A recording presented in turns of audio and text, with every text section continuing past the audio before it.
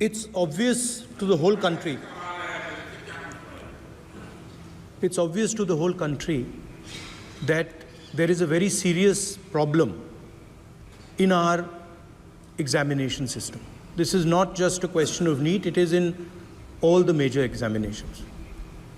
Now, the minister has blamed everybody except himself, right? I don't even think he understands the fundamentals of what is going on here. आप प्रश्न क्या है आपका? आ रहा हूँ sir ये मैं क्वेश्चन को सेटअप कर रहा हूँ। इसलिए प्रश्न पूछते हैं। ये the issue is that there are millions of students in this country who are extremely concerned at what is going on and who are convinced that the Indian examination system is a fraud. That is what is at stake here.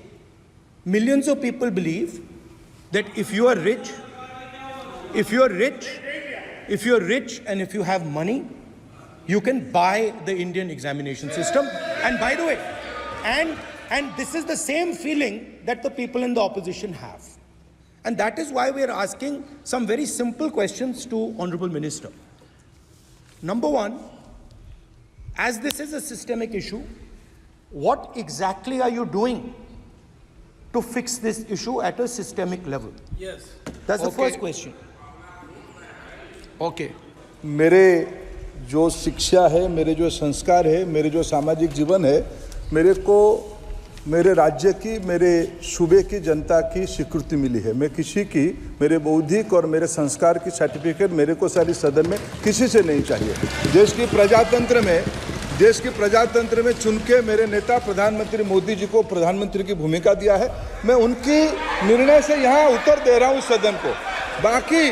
बाकी ये कहना चिल्लाने से सच झूठ नहीं हो जाएगा साहब। ये जो कहा गया देश की अभी की एग्जामिनेशन सिस्टम रबिश है सर, इससे दुर्भाग्यजनक बयान देश की नेता प्रतिपक्ष का कुछ नहीं हो सकता है सर। मैं कठोर शब्द से उसको निंदा करता हूं। बाकी रहा, मैं सर आपके सामने, आपके माध्यम से देश के सामने सर एक तथ्य रखता हूं सर। जिन्होंने रिमोट से सरकारें चलाई है, 2010 में 3 बिल आया था सर शिक्षा सुधार के लिए। उन्हीं की पार्टी के नेता आदरणीय कपिल सिब्बल साहब 3 बिल लाए थे।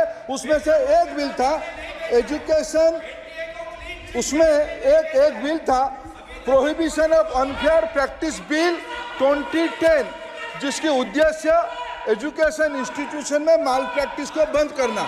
सर मेरे सरकार की हिम्मत है, अभी हमने पब्लिक एग्जामिनेशन की रेगुलरिटीज में बिल लाए, कानून बनाए। क्या मजबूरी था कांग्रेस पार्टी की, क्या मजबूरी था नेता प्रतिपक्ष की? उन्होंने उस बिल को उठा किया, किसके दबाव में उठा किया?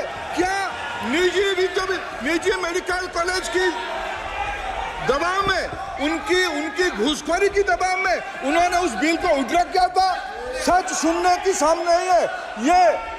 मैं किसी की विद्वता में प्रश्न नहीं उठाता हूं, लेकिन सच 2010 में शिक्षा सुधार की बिल उन्हीं की सरकार ने लाया था, दबाव में उन्होंने उठ रखा।